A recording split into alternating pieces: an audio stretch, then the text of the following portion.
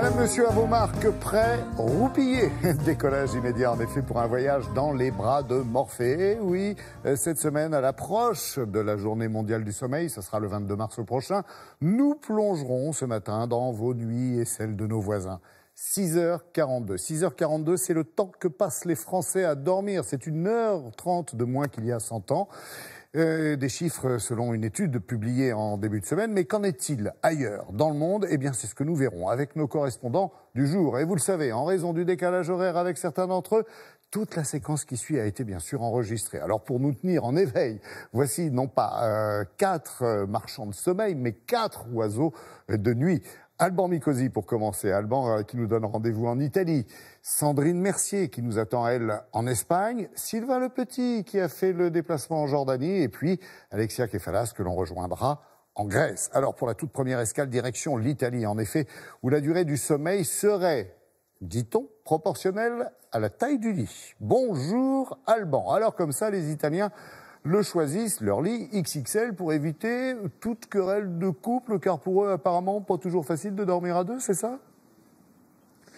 C'est une certitude, c'est pas facile de dormir à deux parce que la qualité du sommeil de l'un joue sur le sommeil de l'autre, bien évidemment. Alors je me suis mis devant une belle église, Saint-Paul hors les murs, ici à Rome. Pourquoi ? Parce que si vous dormez en couple, c'est à cause de l'Église catholique et d'un texte qui date de saint Thomas d'Aquin, qui date du XIIIe siècle, dans lequel il précise que le couple marié doit dormir ensemble. C'est vrai des catholiques, et ça a été tout de suite le cas en Italie. C'est moins vrai des pays protestants, par exemple les pays anglo-saxons, où pendant longtemps, l'homme et la femme dormaient certes dans la même chambre, mais dans 2 lits différents. Alors, le fait de dormir ensemble, est-ce que ça joue sur la qualité du sommeil? Oui. Comment les Italiens ont résolu le problème? En ayant un lit matrimonial qui est beaucoup plus large que le lit matrimonial français. Je vous propose qu'on voit tout de suite ce reportage fait avec Manuel Chiarello, Federica Lamatina et Laura Tosetti qui nous emmènent dans de beaux draps.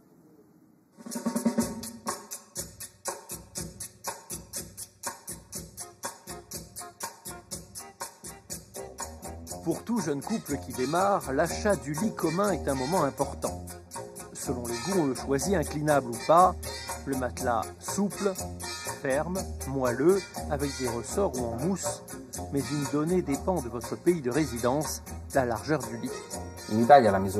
En Italie, la mesure standard, c'est 160 sur 190. La largeur 140 est appelée ici mesure à la française. Dans sa boutique du centre de Rome, Mattia Tartaglia reçoit des milliers de clients. Tous choisissent les matelas les plus larges possibles. Ce qui est standard en France est l'exception en Italie. Ici, pour trouver un matelas d'1,40 m seulement, il faut chercher dans les lits d'appoint. Cette largeur ici est généralement utilisée dans les canapés lits. C'est possible d'y dormir à deux, mais pour des périodes limitées dans le temps.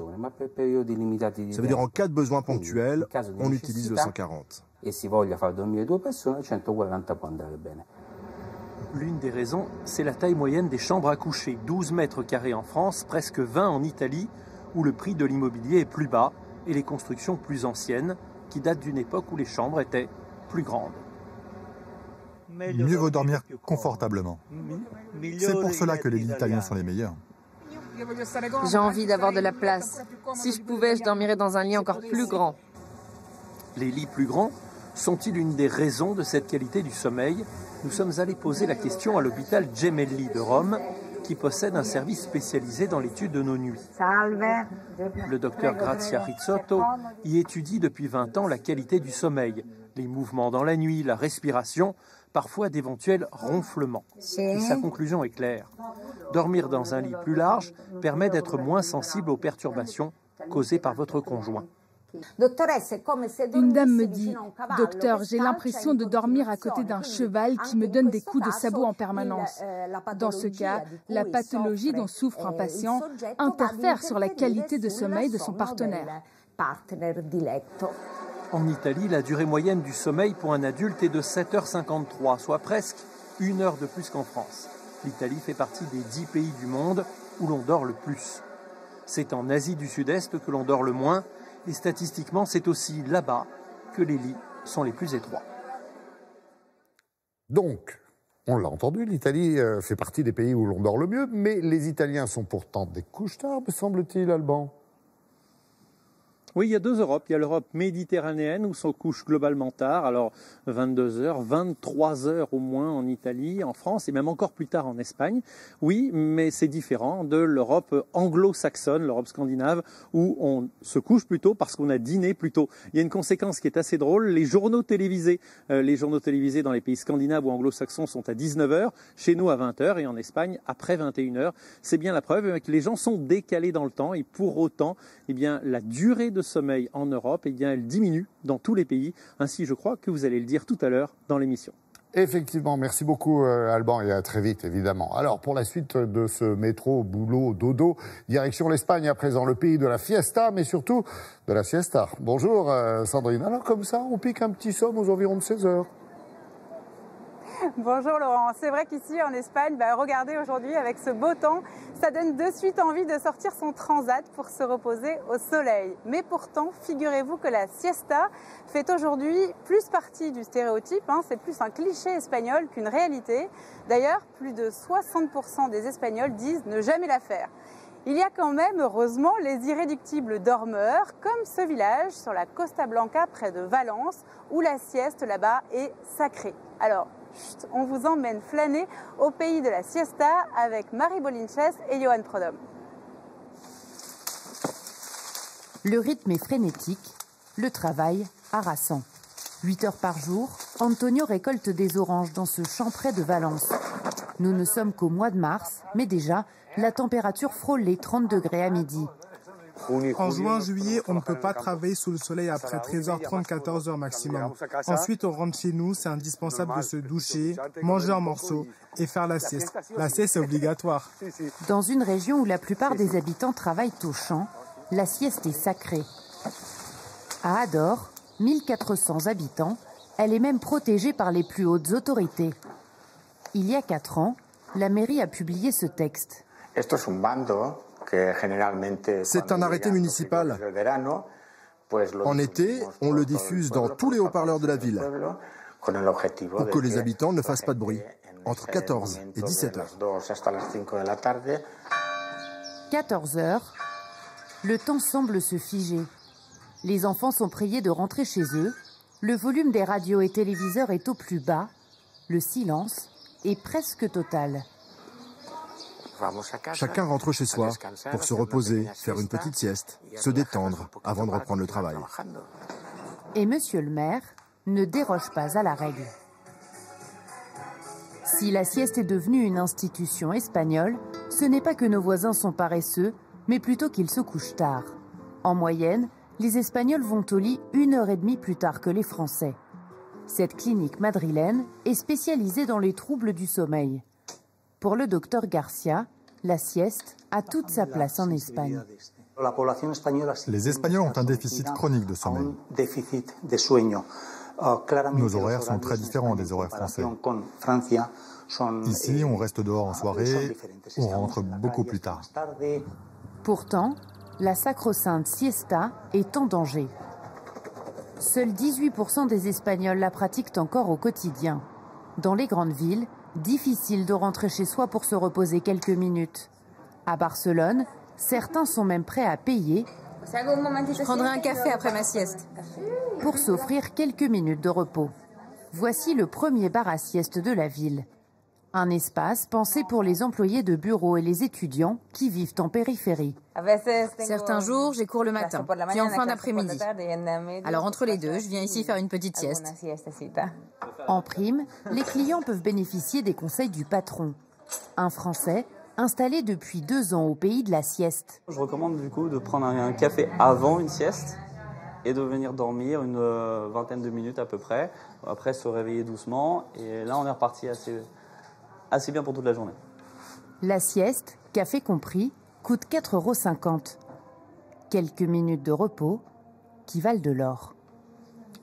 Bon, Sandrine, vous le savez, quand on va en Espagne, on a vraiment l'impression d'être en décalage horaire. Oui, pour nous. Ce rythme tardif a été appliqué uniquement à cause de la chaleur ? Non, alors c'est vrai que l'été, avec les fortes chaleurs, c'est plus compliqué évidemment de travailler dans les champs d'orangers, comme on l'a vu dans le reportage. Mais l'origine de ce rythme de vie décalé date en fait de l'après-guerre. Franco, pour rester proche de son allié Hitler, va choisir le même fuseau horaire que l'Allemagne, plutôt que celui de la Grande-Bretagne. Et à cette époque, il y a aussi la famine qui touche la population espagnole, donc beaucoup d'hommes se mettent alors à cumuler plusieurs emplois, travaillant le matin de 8h à 14h et enchaînant souvent sur un autre boulot, en soirée, celui-ci de 16h à 22h.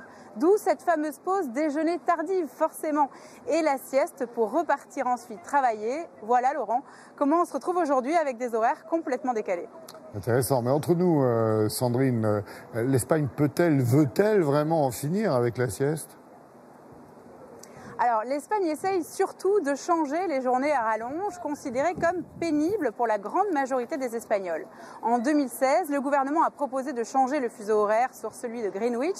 L'idée était de réguler la journée de travail sans cette fameuse pause, donc de 2 à 3 heures pour le déjeuner, mais plutôt de terminer à 18 heures et non à 20 heures ou à 21 heures, comme c'est le cas aujourd'hui. Même si cela est forcément bien perçu par la population, puisque ça améliore leur qualité de vie, la vie de famille et aussi, c'est toujours, encore aujourd'hui, en débat. De là à dire que la sieste va disparaître, je ne suis pas sûre, car je vous rappelle qu'en moyenne, si elle dure 15 à 20 minutes en journée, elle est vivement recommandée par l'OMS, l'Organisation mondiale de la santé. Une bonne excuse donc, Laurent, si vous allez cet été en Andalousie et qu'il fait 45 degrés. Ok, à tester. Bon, bonne sieste, ou bonne nuit, bonne soirée, je ne sais pas. En tous les cas, merci beaucoup Sandrine et à bientôt. Allez, il est temps de faire maintenant une petite pause numérique avec notre amie Julia Livage. Et le constat est sans appel. Bonjour Julia. Bonjour. Internet et le sommeil ne font pas vraiment bon ménage, non ? Non, clairement pas. Il a été vraiment prouvé que la cyberdépendance est responsable de nombreux troubles du sommeil, comme les troubles de l'endormissement, réveil nocturne, insomnie ou encore diminution du temps du sommeil. Alors ce manque de sommeil dû aux écrans, il va toucher la population, mais particulièrement, Laurent, les adolescents. Et chez eux, le phénomène est très inquiétant. 33,5% des adolescents passent plus d'une heure sur un écran après le dîner. Ils sont 15% à envoyer des SMS au cours de la nuit. Ça s'appelle le sleep texting et c'est un phénomène très très courant. 11% à se connecter aux réseaux sociaux la nuit et 3 ados sur 4 dormiraient avec leur portable allumé sous l'oreiller. Bon, cela dit, on peut aussi et quand même trouver des solutions sur le web pour dormir à point fermé. Oui, mais à condition de se déconnecter totalement 2 heures avant d'aller se coucher. Vous avez un outil qui va évoluer vraiment vos troubles du sommeil en ligne. Évaluer, pas évoluer, excusez-moi. C'est développé par le réseau Morphée, qui est un site français vraiment spécifique consacré au sommeil et à ses troubles. Vous allez vous enregistrer, c'est une évaluation en profondeur. Il s'agit d'un bilan, je le précise, pas d'une consultation, mais c'est un site très sérieux qui va pouvoir vous faire une petite évaluation de vos troubles du sommeil. Et puis alors, vous avez une autre technique qui est assez étonnante, c'est cette technique-là. Alors, pas d'arnaque, c'est pas non plus une histoire à dormir debout, mais c'est un professeur de la prestigieuse université de Harvard qui a mis au point cette technique. Alors, précepte du yoga, méditation, respiration, en un clin d'œil, 4, 7, 8. Il s'agirait de moduler sa respiration et apparemment sur Internet, c'est un carton. Vous avez aussi un marchand de sable version 2.0, on pourrait dire, une application qui s'appelle Sleep Better, un suivi complet de vos cycles de sommeil, de leur durée, de leur efficacité. L'idée, ça va être de vous suivre, de vous surveiller toute la nuit et du coup de choisir le bon moment pour vous réveiller en fonction de votre cycle. Et on va terminer avec la campagne officielle qui démarre le 15 mars et aussi la campagne du 22 mars, digitale et interactive. Elle va donner accès gratuitement au grand public à une mine d'informations gratuite, je le précise, pour toutes les personnes atteintes de troubles du sommeil. Vous avez des chats en ligne animés par des médecins, vous avez des tutos vidéo avec des conseils des professionnels de la santé, le tout sur ce site qui s'appelle achacunsonsommeil.fr. Merci beaucoup Julia. Et pour les informations et pour avoir choisi la natte plutôt que la couette pour nous parler du sommeil. Allez, pas question de s'endormir. Notre voyage se poursuit en Jordanie, cette fois où le sommeil peut devenir un argument touristique. Passer une nuit à la Belle Étoile, en effet, avec tout le confort d'un hôtel, c'est ce que proposent des entrepreneurs français, s'il vous plaît. Et c'est un concept qui s'inspire en fait des traditions locales. C'est ce que j'ai compris, Sylvain, et on est bien d'accord. Bonjour Laurent. En effet, passer une nuit à la Belle Étoile s'inscrit dans une tradition, celle des Bédouins, celle des caravanes de nomades qui ont sillonné le Moyen-Orient pendant des siècles et qui s'arrêtaient au gré des étapes dans des paysages à couper le souffle. Aujourd'hui, ces Bédouins sont devenus sédentaires, mais passer une nuit dans le désert fait partie des incontournables pour les touristes. À Petra, nous vous proposons de découvrir un hôtel futuriste conçu par des Français avec Sophie Guignon et Wilson Fash. Déconnexion garantie. Petra, la cité mythique aux presque 3000 ans d'histoire, et ses tombeaux, symboles de l'art des Nabatéens. La vallée accueille désormais un hôtel de tente en forme de bulle, au style pour le moins futuriste. Le concept a séduit ce couple de Montpelliérains, venus en Jordanie pour se reposer. On a l'impression en fait d'arriver dans une station spatiale. L'immensité du désert comme cadre de vacances pour Francine et Philippe. Ce commerçant a l'habitude de se réveiller à 4 heures du matin et il veut en profiter pour déconnecter. C'est la première fois qu'on vient dans un endroit pareil. C'est directement en contact avec la nature. Cette vue imprenable là, qu'on a, là, c'est pharaonique. Ça permet d'avoir une parenthèse un peu unique pendant le voyage. Lancé par cet entrepreneur franco-jordanien, le concept des bulles de sommeil a été pensé par un designer ardéchois. La recette, offrir le sentiment de dormir à la Belle Étoile dans le confort d'un hôtel de luxe. On est dans le salon. Alors c'est transparent totalement de devant pour voir la vue sur Petra. Et ici on a la chambre. Alors quand il fait beau ici, malheureusement aujourd'hui on a des nuages. Ici pour admirer les étoiles et le lever du soleil, surtout le matin d'ici. Un paysage à 360 degrés dans lequel le rythme de sommeil des visiteurs est dicté par le jour et la nuit. Mon idée, c'est d'abord d'admirer la nature, avoir le silence, la nature, la beauté de l'endroit. On est dans une bulle transparente, coupée du monde, et on est seul au monde à regarder les étoiles. On a l'impression que les étoiles sont à nous. Ça peut vraiment donner l'image qu'on est ailleurs. On n'est vraiment pas du tout sur la planète Terre.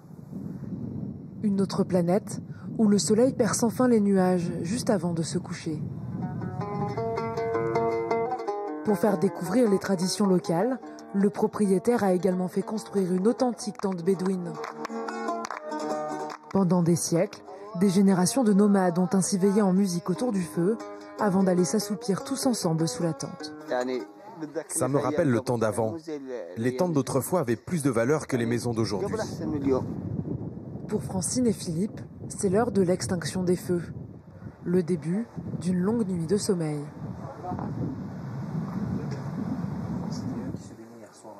À cause des nuages, le couple n'a pas pu profiter des étoiles. Mais au moins, il se réveille d'attaque pour visiter Petra. Oui, c'est reposant. Oui, c'est vrai que ce matin, on serait resté au lit. C'est vrai que de regarder ce bleu de ciel, là, ça apaise et tu n'as pas envie de démarrer la journée. Quoi. Bon, mais il faudra mettre un Velux dans notre chambre, je pense. Une expérience inspirante pour Francine et Philippe. Ce concept de bulle de sommeil s'exporte désormais à travers le monde, en Europe, en Afrique, comme en Asie. Eh oui, quel marchand de sable. Merci beaucoup Sylvain et à bientôt évidemment. Alors, retour chez nous à présent avec Christelle Balestrero. On va avec elle s'intéresser aux nuits des Français et force est de constater, Christelle, bonjour, que nous sommes de très très mauvais dormeurs. On est d'accord? Absolument, oui, c'est vrai. Les Français sont surendettés. Une dette de sommeil qui se creuse nuit après nuit, année après année et qui court toute une vie. 20% des adultes dans notre pays s'endettent chaque nuit de plus de 90 minutes de sommeil, ce qui correspond chaque année, tenez-vous bien, à 1 mois et demi de capital sommeil en moins, en cause bien évidemment, et bien notre mode de vie qui ne respecte plus nos besoins physiologiques. Chiffre impressionnant, c'est énorme en effet, donc nous ne dormons pas assez et en plus, je crois que nous avons la fâcheuse tendance à abuser des somnifères. Les somnifères, c'est bien connu. Là encore, la situation française n'est pas exemplaire. Bien au contraire, nous nous situons au 2e rang de la consommation européenne des somnifères. Alors certes, derrière l'Espagne, mais très loin devant l'Allemagne, le Royaume-Uni ou encore le Danemark. La consommation régulière de psychotropes, dont les somnifères, eh bien, concerne 18% des adultes dans notre pays. Alors, une petite note positive quand même, Laurent, pour ce matin. Eh bien, c'est vrai que cette consommation diminue de façon drastique depuis ces dernières années. Oui, mais ce manque de sommeil, j'en suis sûr, a des répercussions plutôt sérieuses sur notre santé. Mais absolument, on peut parler de santé psychique et physique. On sait que le manque de sommeil fait le lit de nombreuses maladies chroniques. On parle de maladies cardiovasculaires, de diabète, d'obésité, de cancer, mais aussi de dépression et de maladies neurodégénératives comme la maladie d'Alzheimer. En fait, il faut comprendre que quand nous dormons, eh bien, nous permettons à tout notre corps d'entreprendre des travaux de maintenance. Il faut savoir que quand nous dormons, eh bien, d'abord, nous classons les informations que nous avons apprises dans la journée, nous nettoyons notre cerveau grâce à un liquide qui fait le ménage. Mais ce liquide ne circule que pendant le sommeil. Nous régénérons tous les tissus de notre corps et surtout, c'est bien connu, nous stimulons notre système immunitaire. En fait, le sommeil est un médicament multifonction aussi important que l'activité physique ou encore que l'alimentation pour notre santé. C'est intéressant, on ne le dit sans doute pas assez d'ailleurs, cette explication. En résumé, en fait, on doit dormir plus tout en limitant les somnifères. Vous êtes mignonne, mais comment faire ? Alors, en fait, c'est curieux, mais pour bien dormir, il faudrait commencer à préparer le sommeil pendant la journée. La nuit se prépare le jour en respectant quelques règles très simples. Par exemple, ça commence le matin. Dès qu'on se lève, il faut traquer la lumière. Il faut aller vers la lumière en sortant, en se collant aux vitres, derrière les vitres de nos fenêtres. Mais c'est vrai, le petit déjeuner près de la lumière. Parce que plus tôt on arrête, comme le fait d'avoir de la lumière, ça nous permet d'arrêter, de stopper la sécrétion de mélatonine. Et plus tôt on stoppe la sécrétion de mélatonine le matin, plus tôt on recommence à sécréter cette mélatonine le soir. Or, la mélatonine favorise l'endormissement. Merci Christelle. Bonne nuit mon petit, j'allais dire, et puis allez vous reposer s'il vous plaît. Pour la fin du périple, direction la Grèce, où le sommeil est sacré, et ce depuis l'Antiquité. On est bien d'accord, Alexia ? Oui, bonjour Laurent. Alors effectivement, je vous parle souvent d'antiquité, de mythologie, mais aujourd'hui ça revêt un sens particulier. Pourquoi ? Parce que, eh bien Laurent, vous nous parlez de sommeil, et le dieu du sommeil. Dans la mythologie grecque, c'est Hypnose. Hypnose, donc le frère de la mort, Thanatos, mais aussi le père du dieu des rêves, Morphée. Mais là, Hypnose est souvent représenté sur les tombeaux, il orne les tombeaux parce que c'est le sommeil éternel, mais surtout, le mythe veut que Hypnose veille quand tout le monde dort. Eh bien, figurez-vous, Laurent, qu'il y a une île en Grèce, il y a un endroit particulier où, justement, eh bien, la vie, les habitants font qu'ils veillent, ou plutôt qu'ils se réveillent quand le reste du monde est dans les bras de Morphée. Mais comment ça ? Qu'est-ce que vous me dites avec ça ? Ils veillent sur ceux qui dorment ou ils travaillent de nuit ? Oui, alors effectivement, la question peut se poser, Laurent. Eh bien, c'est un peu des deux. Pourquoi ? Eh bien, parce que il s'agit d'Icarie, donc une île. Il y a un village en Icaria. On est en mer Égée, donc. Et qu'est-ce qui se passe concrètement ? Eh bien, la vie commence en fin d'après-midi et donc toute la vie. C'est-à-dire qu'on va faire les courses, on prend les rendez-vous chez le médecin, les magasins sont ouverts toute la nuit, mais surtout, on s'amuse et on vit en communauté jusqu'au lendemain matin. Alors, je ne sais pas s'il y a un lien direct ou pas entre le sommeil et la longévité, mais figurez-vous que cette île a l'un des taux de longévité les plus importants et le plus important de Grèce, puisque l'université de médecine d'Athènes a recensé en 2011 quelques 13% des Icariotes qui ont plus de 80 ans, alors qu'au même moment, eh bien, la population mondiale, un peu moins de 1%, un peu plus d'1% de la population mondiale arrive à cette tranche d'âge, c'est-à-dire à 80 ans. Alors, c'est ce qu'on a décidé d'aller voir, si justement le sommeil était lié à tout cela. Et c'est là que je vous emmène. Je vous emmène en Icarie, cher Laurent, dans ce reportage réalisé avec Caris Castiglianis, cette île donc où bonne nuit, le mot bonne nuit revêt tout son sens. Il est 19h30 et Makis ouvre tout juste son épicerie. La journée de travail ne fait que commencer. On a toujours ouvert toute la nuit, parce que par le passé, les habitants travaillaient dans les champs. Chacun avait son lopin de terre, ou ses cultures qu'il fallait cultiver en priorité. Puis le soir, on allait faire les courses, et ensuite, on se retrouvait pour se détendre au café.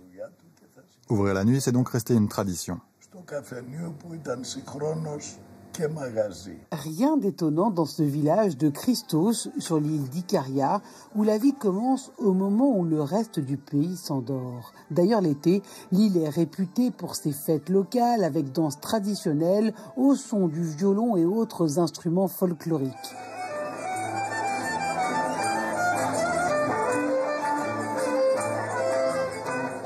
Une chose est sûre, au petit matin, il est rare de trouver un signe de vie.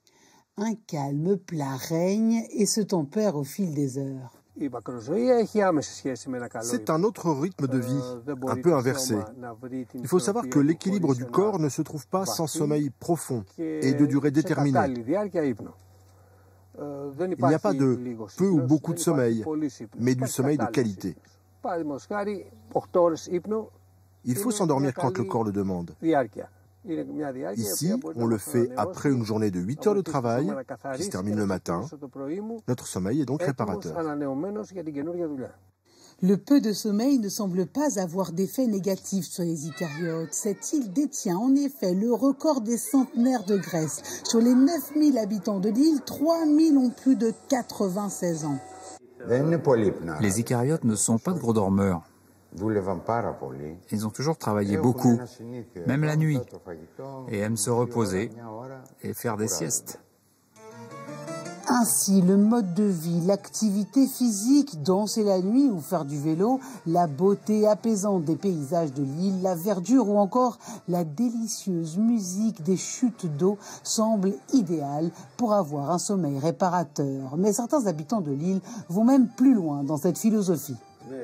Moi, je pense que nous avons un bon sommeil parce que rien ne nous dérange. Les habitants ici sont égoïstes. Ils sont presque ingrats, mais c'est la règle d'or. Ici, il n'y a pas vraiment de stress qui empêche de dormir. Rares sont ceux qui pensent à payer leurs impôts, ou leur loyer, ou leurs charges. Rien du tout. Non, ça c'est pour les autres. Ce qui les intéresse, c'est tout autre chose.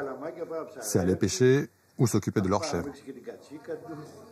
Finalement, la bonne recette viendrait donc de la façon d'enterrer les problèmes du quotidien pour faire place à la joie de vivre 365 jours par an. Eh oui, comme quoi le monde appartient effectivement à ceux qui se couchent tard. Mais j'imagine que ce mode de vie est difficilement applicable quand même partout ailleurs.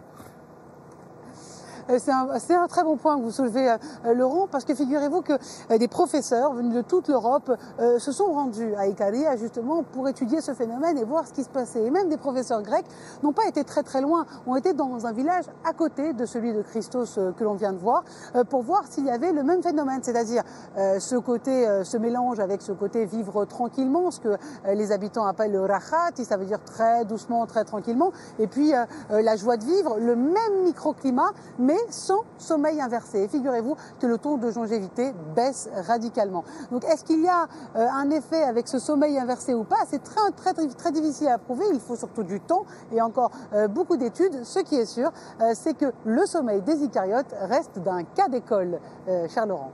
Merci beaucoup Alexia et à très bientôt parce que je crois que j'ai l'impression d'ailleurs que je vais essayer d'aller vivre là-bas sur votre île. Madame, Monsieur, le marchand de sable est passé. Notre émission touche à sa fin.